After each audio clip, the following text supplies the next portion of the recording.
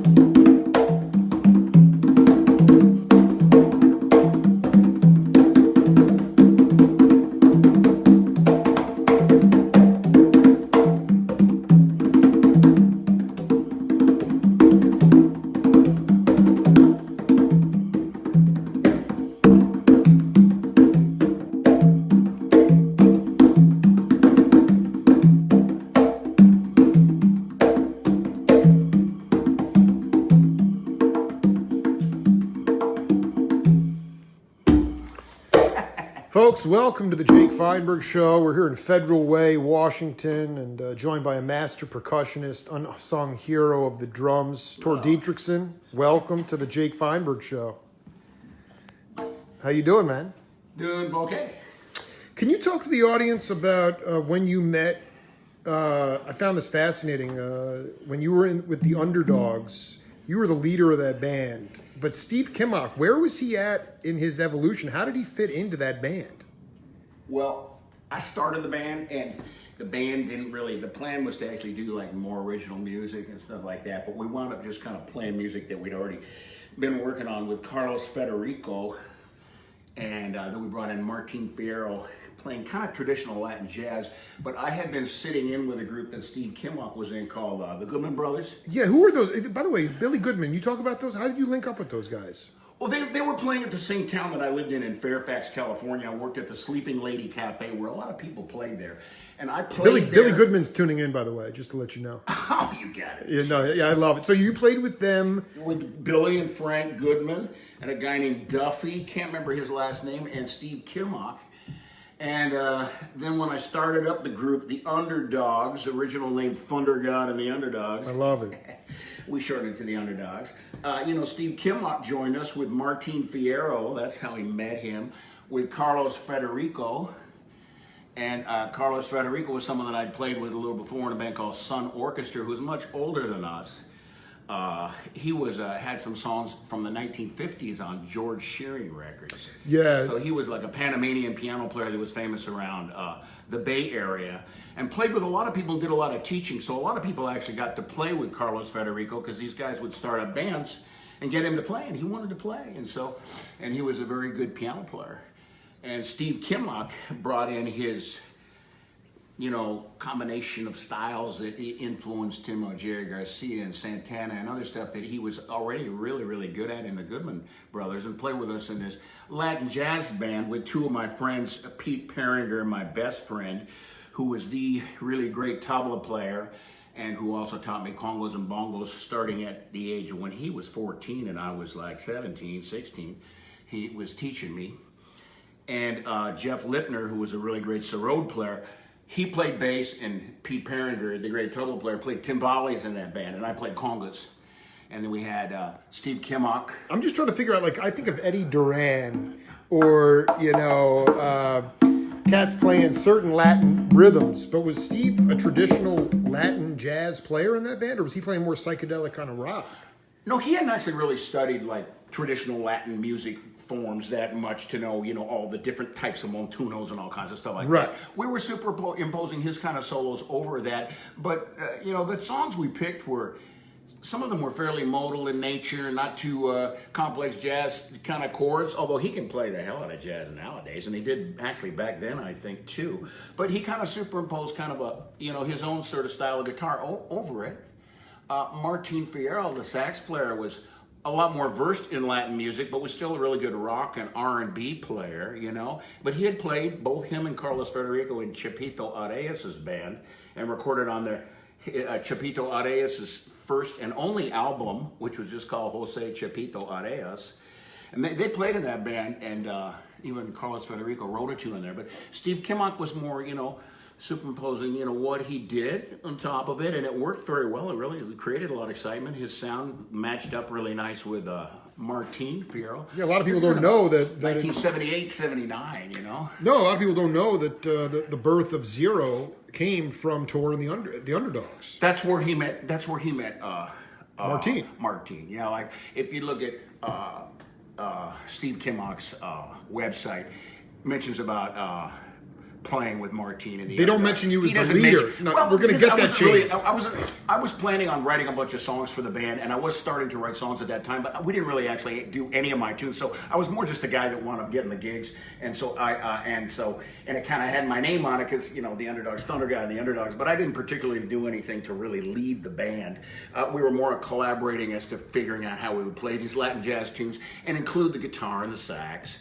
And we had one singer in there on some of the gigs was Cristina Sanchez, who later became Cristina Armonia, and now she goes by another name, and I can't remember. I saw her on Facebook. But we also had a girlfriend of mine who was living with me at the time, singing sometimes too. Her name was Lisa Mendes, and she was having a lot of fun doing it. She'd never been in a band before, but she sang some backup stuff, and it was fun. You know, Christina sang some lead. We did a lot of instrumental. We did some stuff with vocals. Is there a way to talk to the audience about? I had a chance to interview Papa Pete Escovedo a couple months ago, and guys like, there was a very distinct, different sound between the original masters like Armando Peraza, Mongo, and the East Coast conga players versus what the Afro-Cuban rhythms of the Bay Area. Can you talk? Is there a way to distinguish between those rhythms? Because like Pete used to hang with those guys, but he wasn't one of the original guys. They were taking the funk from Oakland. They were taking all that stuff and infusing it and making it their own. So can you describe the Afro-Cuban rhythms that really came into your ears when you started to play?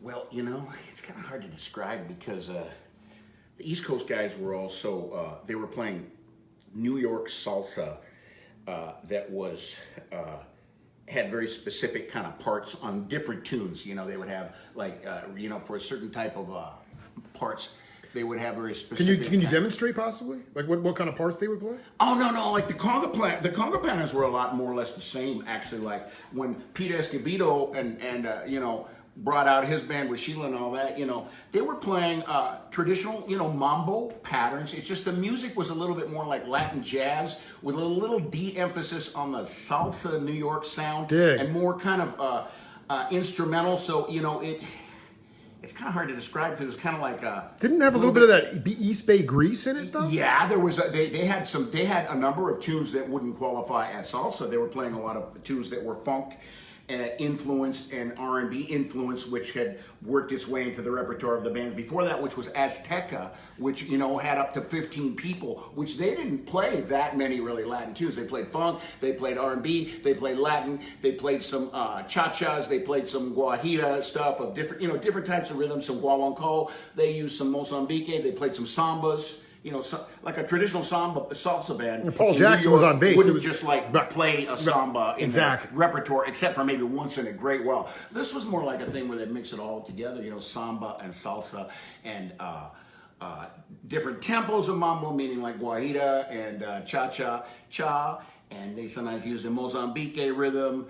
But they had the horns, and not all the tunes had vocals. Some of them had vocals, but they had vocals in English. So yeah, it wasn't at the time as much straight Latin. It was a mixture, especially the tunes from tune to tune. They had some tunes that would qualify definitely as salsa music, but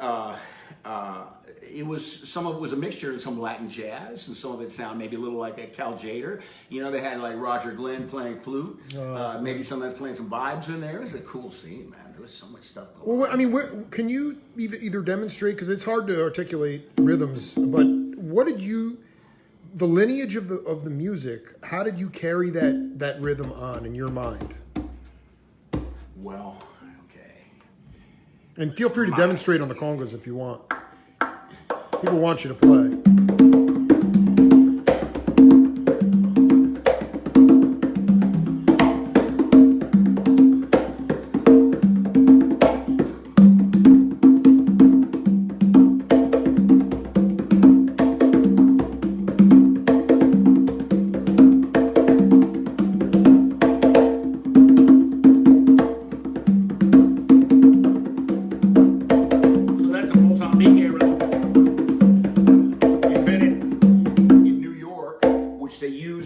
Some West Coast Latin jazz. Sure. This rhythm was a offshoot of another Mozambique.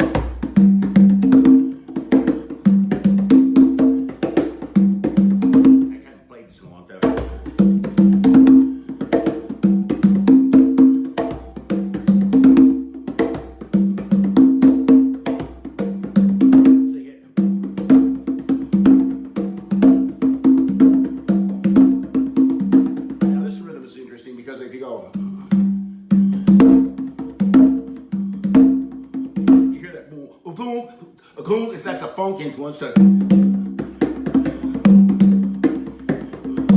that in it, so it's got rumba, boom, boom, guaguancó.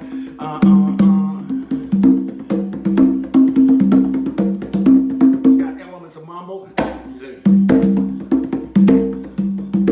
Like mambo's got.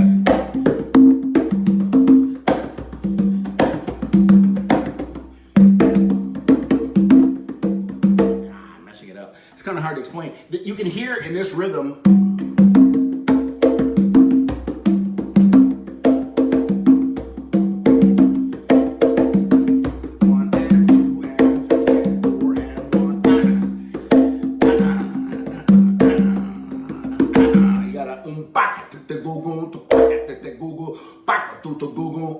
It's a mambo, boom, boom, boom, boom, boom, boom, boom, boom, boom, boom, boom, boom, boom. You got a funk influence. You got boom, boom, that, boom. You got a guaranco influence. So down, down, boom, that, boom, boom, boom, that, boom, boom, boom, that. So you got these different influences in this rhythm, which they use like in the West Coast and the East Coast. I know there was a couple tunes that.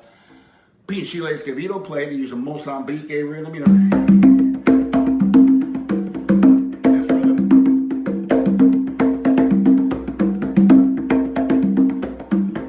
This rhythm was invented. So you wanted to. No, you keep going.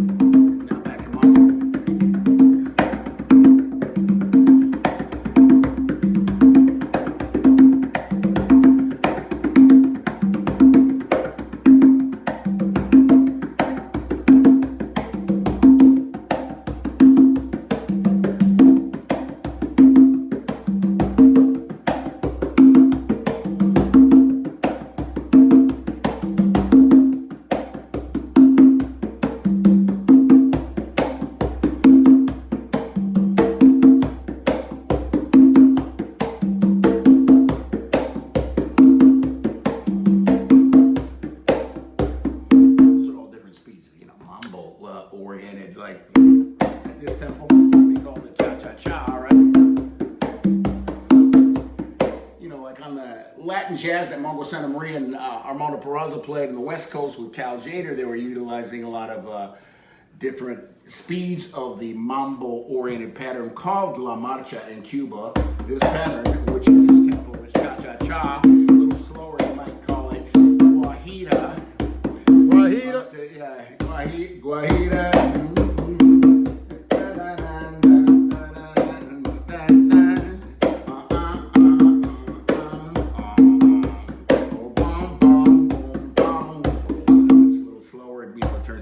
A little faster becomes like some more.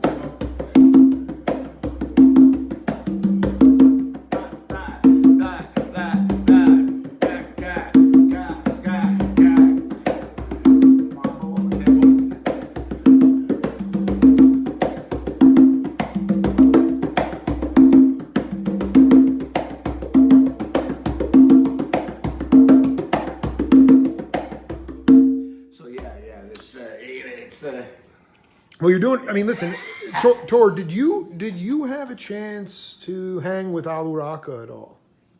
Alu Raka was my teacher along with Zakir. Can you talk about what lesson you learned from Alu Raka? One's the most salient one, because I don't ever want that guy to be forgotten in modern lore.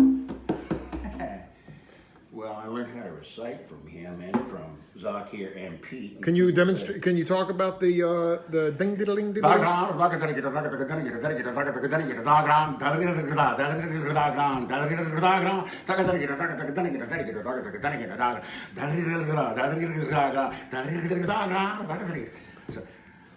That's insane.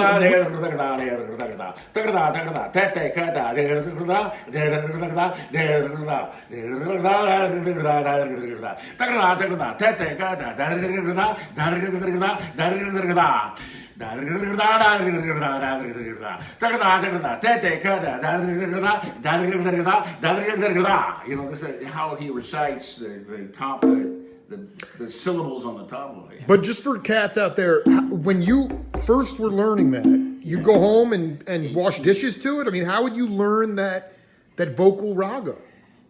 That's insane what you just riffed on. And how do you translate that onto the drum? How did when you first started? I'm not talking about once you got it down. Well, that's how you're taught the drums, but a lot of people don't recite them very much. I was told to practice reciting before I started playing the tabla. So I didn't have a set of tabla, but my friend told me to recite. So he told me a couple little exercises of told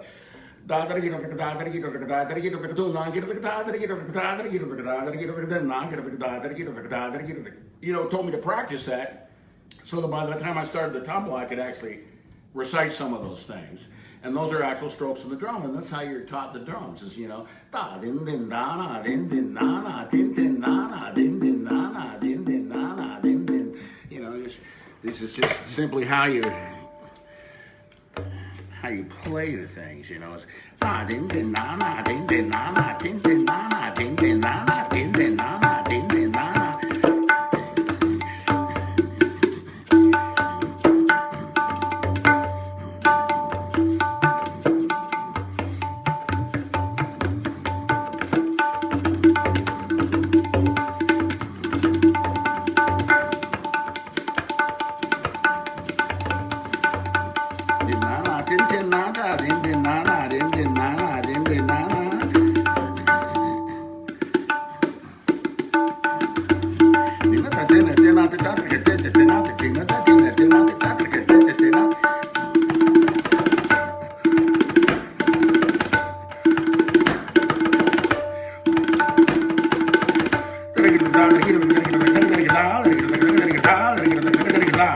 So those are, you can't learn them without actually learning those. Dude, you are burning. Started to get a little bit warmed up at the very beginning. I jumped in. I didn't play You're these things. fine, dude. I didn't play these things People for want to several see months, just not even once, like playing them. So to me, it sounded kind of I didn't actually really want to do it, but you made me do it, so I did. Can you play Tal Mala or one of the tunes off the Digga? What in the tabla rhythm? Oh man, Tal Mala is just I haven't played that thing in 40 some years. I believe it. No, then play what you feel.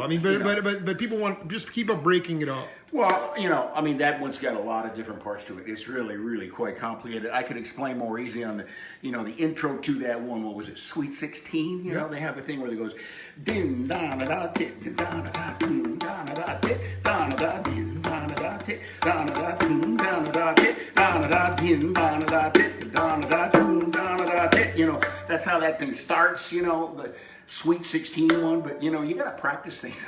It's a lot to be able to just jump right into it, especially standing up. I could play them sitting down, but a lot of people don't realize. A lot of people don't realize that. Yeah. That Mickey had you count the tunes off. Well, that was during a period where Because Zakir was over in India, and we were trying to finish up the record, and we might have to maybe do this thing without him. Without Zakir, because we had a deadline, but we knew we needed Zakir to actually make the record. But at that point, there was a point at which he would have me, after Pete had quit the band, because Pete actually quit, and Pete could kick everybody's ass on tabla except for Zakir. And he was the youngest guy. Yeah, he was my really best friend. And he was 2.5 years younger than me, and he quit the band. And so then it was me as the youngest guy in the band, but sometimes Mickey would have me count it off, and I thought, well, that's pretty cool, giving me that responsibility to count off the tunes, because I'd never even been in a band before, Kind of made me think maybe, I might be able to do something. I had no idea what I was going to do with my tabla playing or my conga playing. All I knew is I wanted to learn some tablas, so I took a few lessons and got a little started up here, went down to Zakir. I was just going to go for one session at the Al Akbar College, maybe, or two, because my parents were just going to finance me being down there for years and years studying at some Indian music school. But I wound up in a situation where I didn't really have to pay for rent, and I didn't really need much money for food, and I got in a band with Zakir and Mickey Hart, and they were really impressed with that I was actually doing some stuff even with Jerry Garcia, and I only needed about $100 a month to get by. Everything was free. Food was free. Yeah, come on. The rent was free, and so I hardly needed any money, just a little money for weed or something like that, And so I was able to kind of coast by down there for 8 years, hardly working that much, except for in music, except for later I got a job at this Sleeping Lady Cafe, working in there, washing dishes, being a janitor. Well, I want to stay with this. I want to stay with this idea of counting off tunes in 16 or 21.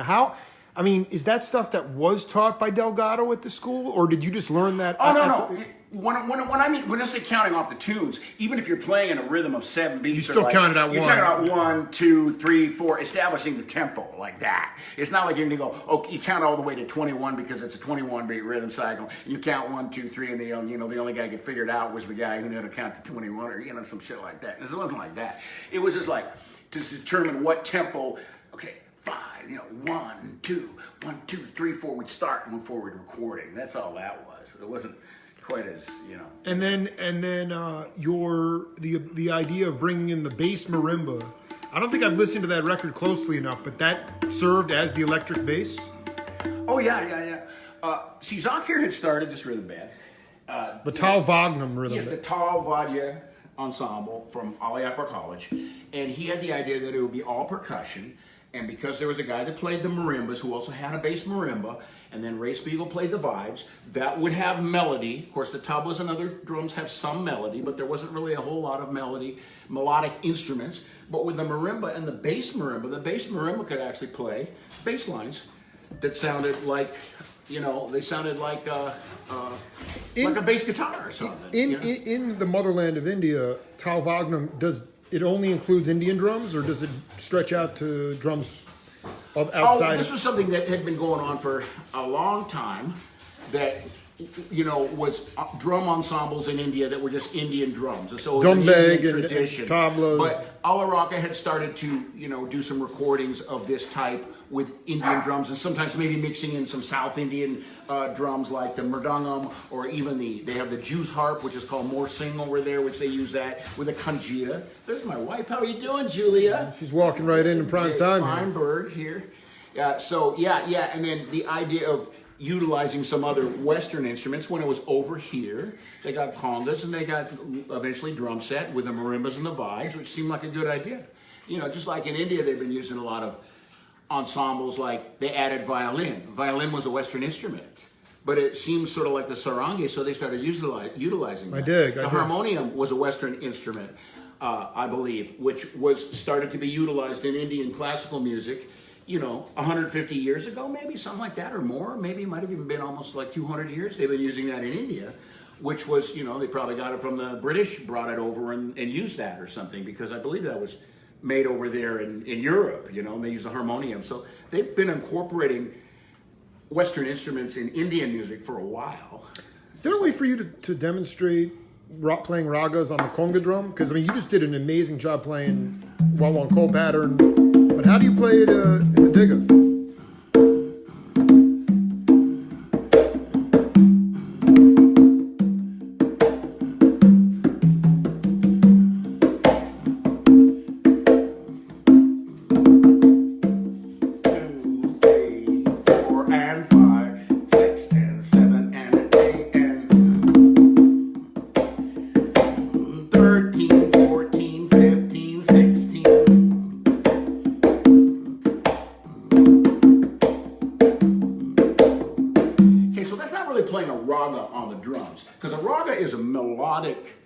Form, kind of like it's a melodic piece. What the drums bring in is what they call a tal, or the rhythmic cycle with the drums. So the drums are a part of a raga, but you can conceivably play a raga without having the drums, because you're playing the alap section, which has no rhythm, and it's just like with sitar doing an intro. Then they come in with the rhythm. But what I was doing was mimicking a slow teen tal, 16-beat Vilambic teen tal type of way they might play. Da, din, da, and da, din, da, din, da, din, da, if you had the other parts going, I was sort of like mimicking the feel of that. So it's not really playing a raga on the drums, but I was trying to mimic sort of a certain Indian feel on the congas, which I haven't done that much, but I have done a little bit of it.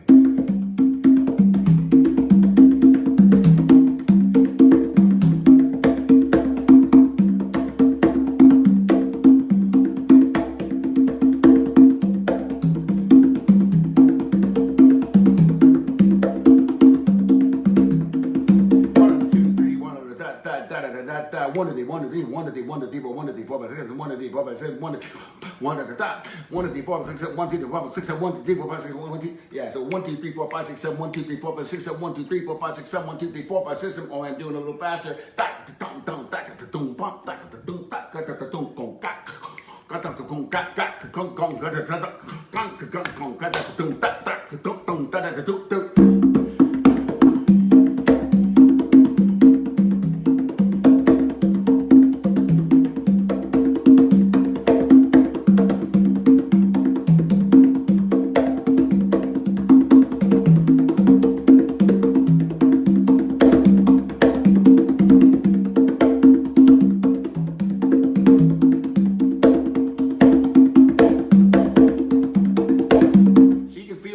Faster. It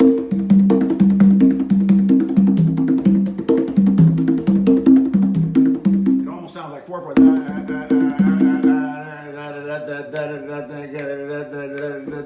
You just feel like that, but you're actually still playing 7.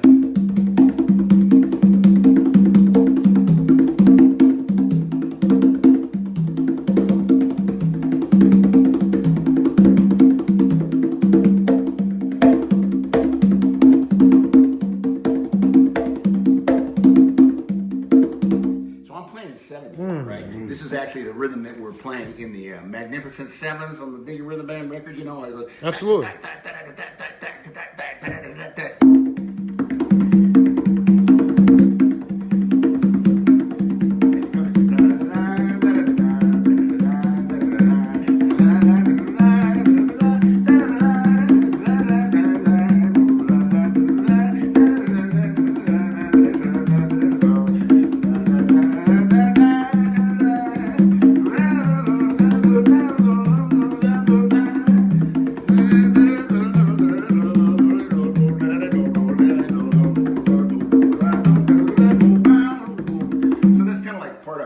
Solo that he played in there in the 7s there on the vibraphone. He's tuning in right now. No. That was like Spiegel loves you, dude. What? Spiegel's tuning in right now. He's watching this shit? You gotta be kidding me. Dude, people, this is a worldwide network. You saw me play that shit on the tablas, man, not practicing for like 6 months, man. Tor, can you talk about keep going. That was Ray Spiegel's solo. I was actually singing it. That was on there, part of his solo, and then I kind of changed it a little bit. Hi, Ray. How you doing? So anyway, let me ask you. I want to ask you about the idea of rhythm. How has rhythm healed you in your life? Well, in my particular case, it's really, really extreme. You talk about it. Well, because I should have been dead long ago. Why is this? Because I'm a chronic, late-stage, relapse-prone, binge-drinking alcoholic of the worst kind. And so I had a probably worse problem than anybody I know, mostly just with alcohol. I didn't have the years and years of doing cocaine day after day after day like some guys I know. I didn't do that. I did that a little bit and all that. But, you know, I started taking acid about 2 weeks after my 13th birthday in June of 1968. And I took like lots and lots of it. From 13 to 15, I took them 100 times, and you know. And it was very pure. Oh yeah, Owsley acid, and I lived next door to Owsley later, man, up in Fairfax in 80 and 81, you know. And we're both growing weed up there. But anyway, so with me, that's sick. No, that's great. That's a great thing. No, I was a total hippie. But the point is that explored the jungles of Chiapas, Mexico, when I was 17 years old, walking a week to get in the middle of the jungle, stay there for a month. My friends all left, and I had to get out of there, and I couldn't walk out. I happened to be near the only airstrip, but I had like 8 maggots up in my head. It turned out that were eating away at my scalp, and none of the doctors believe me. I've been through a lot of shit. But anyway, back to the thing about how the rhythms have healed me. Yes. Is that I really, the later I went on in my quitting smoking pot, and then it turned out I was drinking every day really heavily and being a really hardcore major alcoholic with the kind that gets like super withdrawal symptoms where you just really want more, like your hands are shaking, like you want drinks like that. I went through a lot of problems after I first quit in 1987. After that, I quit. I've been officially quit since 1987, but I had lots of relapses, you see. So I would sober up and decide I didn't want to just like let myself drink myself to death because I was excited about music, because I had a chance to play music, because I'd had my album Global Village come out and be on the charts nationwide, my songs that I wrote. You know, I wanted to, you know, have a chance to play music again, because that was the one thing that was really beautiful and people appreciated. I used to do stuff like not show up for my own shows like 50 times. Well, no, we know, You know, I mean, we I know was the worse. vice grip of alcoholism, Yeah. but my question is... So the music healed me because I wanted to keep playing music, and so I became healed from alcoholism because I wanted to be able to actually still play music. Well, no, I mean, overcoming And adversity... music, even playing music, even one time, when you're feeling bad, you feel better, and you might feel like, man, I really feel like I want to, you know, keep doing this instead of doing what I did last night, which is, you know, almost destroy myself or whatever like that. Well, no, I want to ask you specifically, when you were going through withdrawal, would you sit and play drums? Usually when I was going through withdrawal symptoms, there was a couple times when I actually had to teach classes when I was going through withdrawal symptoms in the early 1990s when it was really bad, where like my hands were actually literally shaking and stuff, and it was really hard to teach. I had that happen a few times, but I would sometimes just not show up for the classes or have someone else teach for me. So when you're actually going through extreme withdrawal and your hands are shaking, you don't want to actually really play. I've had that happen. But other times when I was going through more moderate withdrawal, I'd play and I'd think, hey, this is fun. I think, hey, this is funner than like sitting in the bar, you know, and I want to play music, and maybe I should stay out of that bar, you know. But it would take me quitting once and for all to, you know, actually get off it. In other words, I wouldn't be like a candidate for, oh, I'm just going to drink a little bit less and still I'm going to go to my gigs and all that and everything, because it didn't work in my particular case. No, I had like, yeah. But the psyche, though, I want you to talk about how it healed your psyche, how you are still alive today because of the drum. Because of the drums and my excitement about music, and because I try to keep spiritually aligned. Beautiful. You know, I do chanting of Nam Myoho Renge Kyo since I was 13 years old. So technically, some people might say I'm a Buddhist, but I don't like to even use the word religion. I don't like to even use the word religion. Oh, you're a spiritual cat. Yeah. Well, the chanting is very important to me. I'm actually a member of the Soka Gakkai for 50 years now. I've been given awards for being a pioneer member, and also an award from Daisaku Ikeda, who's the leader of the worldwide organization. In 1994, my music specifically, the Minon Concert Award, I got that. You know, this is a practice that Herbie Hancock and Wayne Shorter and Larry Coryell, who I was friends with and came over to my house and chatted with me. We went to AA meetings together and Buddhist meetings together. Larry Coryell, when he was here in Seattle. So, you know, for me, yeah. Could you chant a little bit? Oh, you want to hear what the chanting sounds like? Yeah, a lot of people do it, and you just dropped Coryell literally he was saved by that. He was a madman. In his case, he actually really because some of the other guys like Herbie Hancock, they didn't join because they wanted to quit drinking. They just started chanting. But Larry Coryell actually used that to actually be healed from that. And absolutely. So.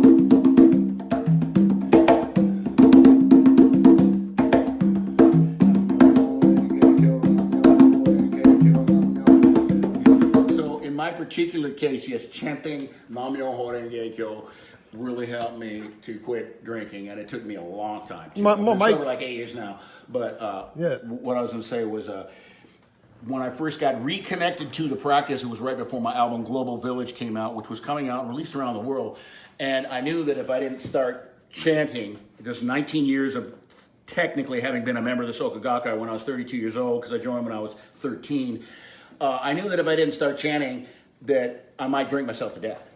And so I wanted to start doing it, but I didn't know that I was going to get totally involved with this organization, which I did, which was kind of a little unusual because I'm not really the type to join those types of things, but I got involved and really What was the feel? The feel was so good that you joined? I mean, what was it about that made you join?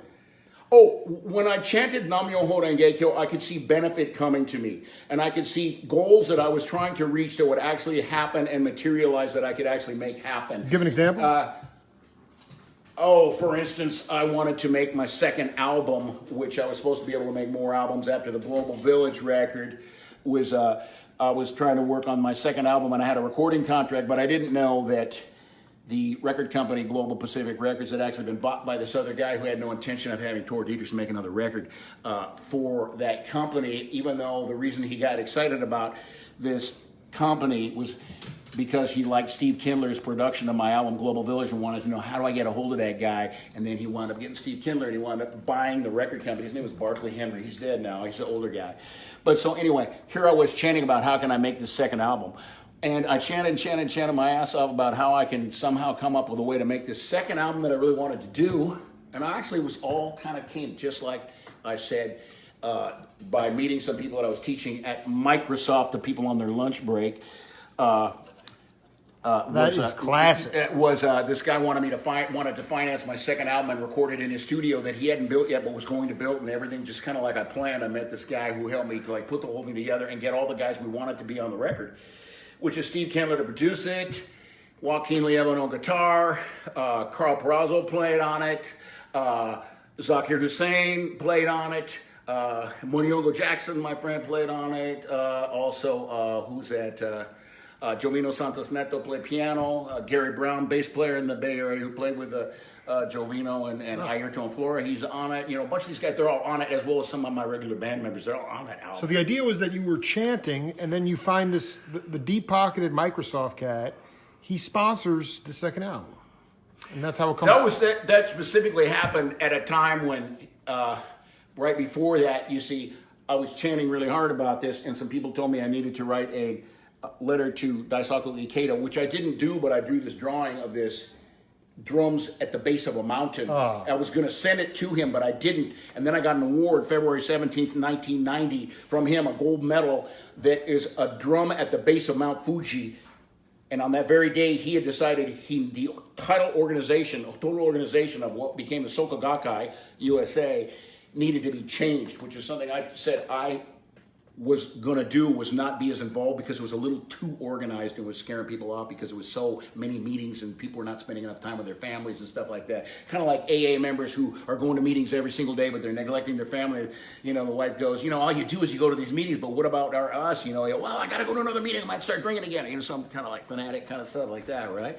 So anyway, that point, I got this award that when I saw the gold medal at the base of Mount Fuji, and I had a picture I was going to send to Daisaku Ikeda, which I didn't, which was some drums at the base of a mountain that I was going to send to him with a little note, which later on I actually did send it to him, much later, like 15 years later, and got another letter back from him with a book of his photographs. But anyway, so I got this thing. There's sort of like sometimes has some stuff happen that seem almost mystical, like the thing with getting asked to go to Microsoft to teach.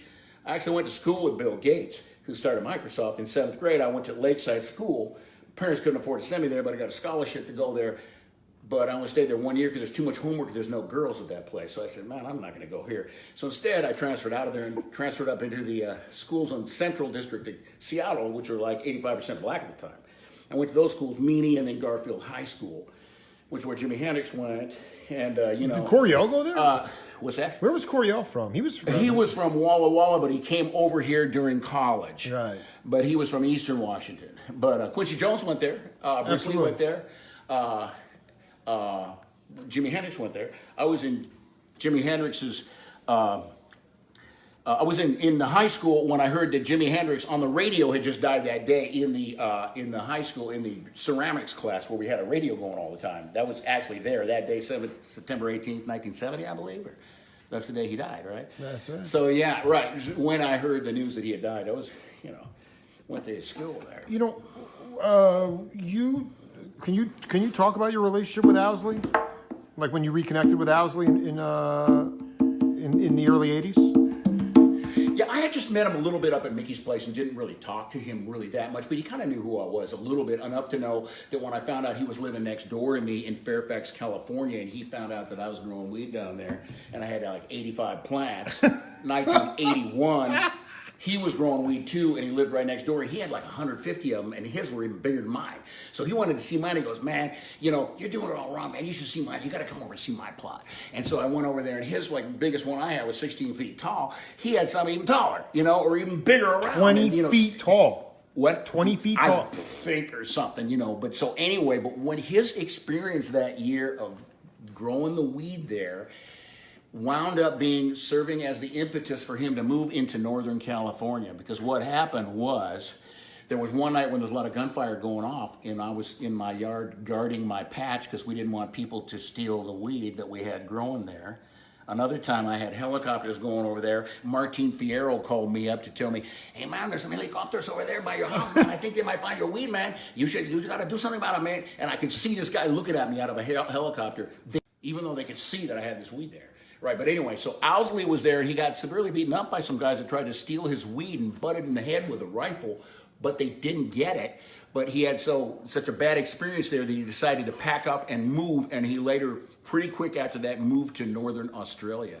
And then I saw him at the Further Festival about 12 years later in Eugene, Oregon, and there he was, and he came up and talking to me. He was telling me, "Oh man, how are you doing? You know, I've been down in Northern Australia. I went down there, man. After that stuff that happened, everything that was, you know, he literally just wanted to get out. He just, you know, had kind of a bad experience. Unbelievable. You know, and wow. I mean, but it wasn't law enforcement that beat him up. No, Just people that was trying to take his buds. Yes, yeah. Back then, you had to guard your patch and all that shit. What was, you know? That was the only time I did it. I just did it that 1 year, that one time. One cat that I've connected with and done multiple interviews with since we last talked was the mercurial Dan Healy.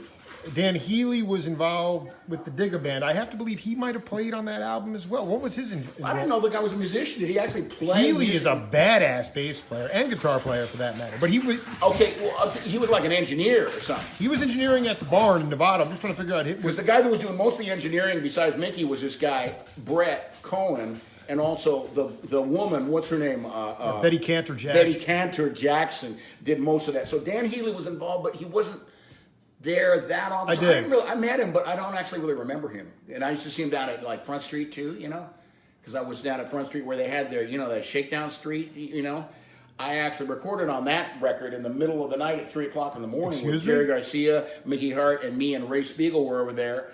And I think Pete was over there, but Pete didn't play on it, but I played on it.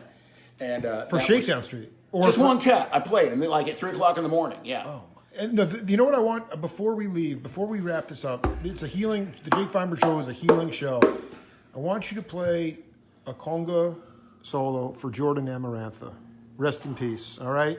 And why don't you just tee up who is that cat to? Because he's the only guy from the Digger Rhythm Band that I will never be able to get to. Jordan Amarantha was my roommate. Jordan Amarantha was the one that inspired me to work on how to play and solo while you're playing the rhythm. Right. You know.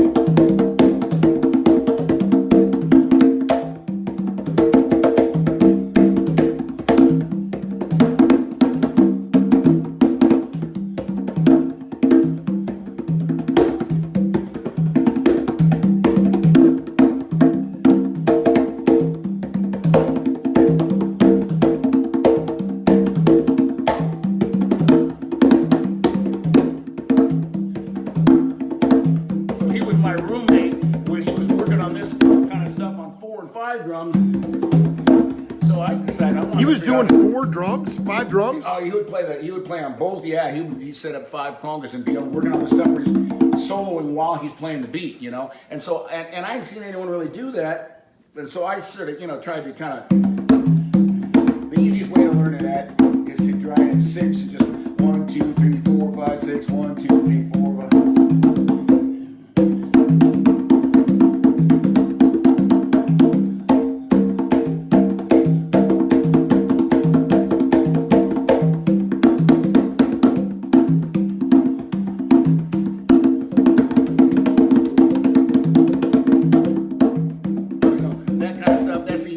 get started doing this, if you do it.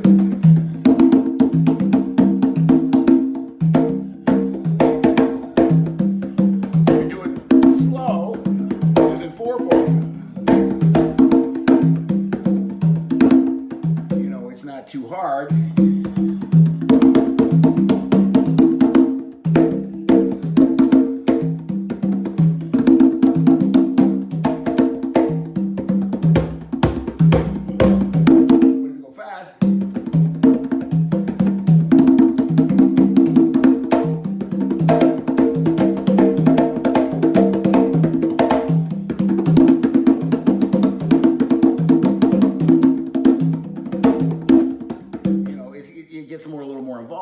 It's much easier to do this when you have a couple other guys you're playing along with. It sounds much fuller, like to have a drummer and it sounds kind of empty. Because what you're trying to do is simulate the effect of having 2 or 3 drummers, conga players playing at once. You got the soloist, you got the middle drum and the low drum, you know, but you got just 3 drums, one guy. But if you have the other parts, like a drum set, maybe some timbale pattern, you know, you can get a much cooler sound. Someone just asked a question. Jordan was the one that how started me like thinking this way, how to work on this stuff. He taught me a lot of stuff just by being around him and watching him. He didn't actually physically say, "Here's how this one goes" or anything. I just like watched the guy. You feel and watch. Yeah, he was in the room in San Geronimo outside of Fairfax. But for younger cats, what's the best way to keep the rhythm on hand drums and solo? What are the What to do? What to do? What in order to keep rhythm and solo?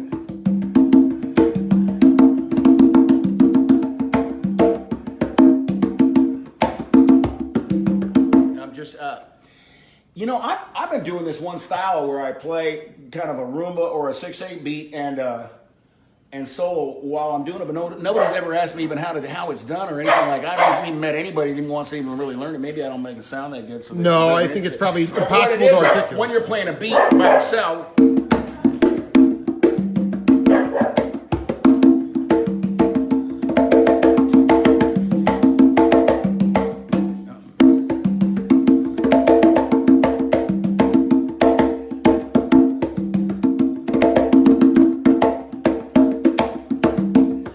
Should be able to, you know, incorporate some licks in between. You're playing your beat, you drop out playing the beat for a while, you add some stuff, but you got to come back. So that's how most people do it. When you call it fills, what? You incorporate fills, hand fills, like.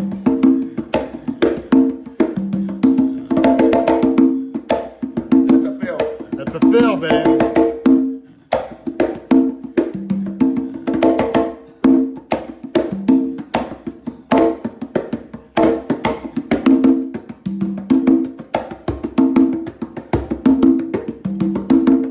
So much easier to do when you have like another track playing along. No, you're doing fantastic. You don't lose your place because you're trying to keep the track in your head. Believe me, people are having a ball watching you right now. You know, I just want to wrap. You know, is it possible that we can do a tabla in homage of Alu Raka? What was that? Play some tablas for Alu Raka. Because basically you're part of the lineage. Obviously Mickey had the deep relationship, but with Zakir will eventually see this as well. Oh, don't show this shit to Zakir, man. He's gonna laugh his fucking ass up, man. Yeah, it's about inspiring all regular peeps, dude.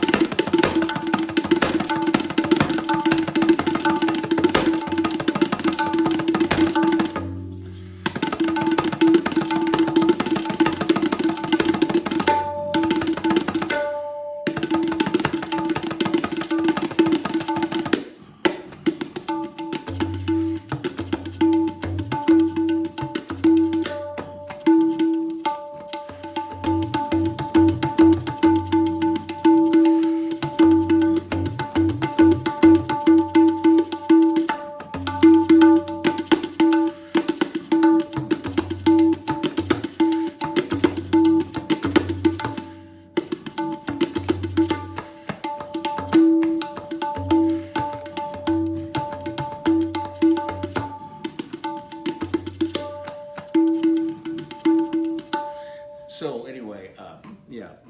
Ture Dietrichson, much love to you, man. And thank you so much for being part of the Jake Feinberg show. I stretched you out today, I know.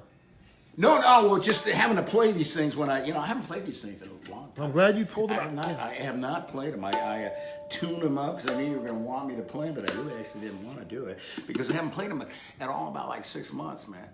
I mean, I've been playing congas and playing in a bunch of different bands. I'm playing tonight with my friends in Santana tribute band. We're playing down at the Hard Rock Cafe.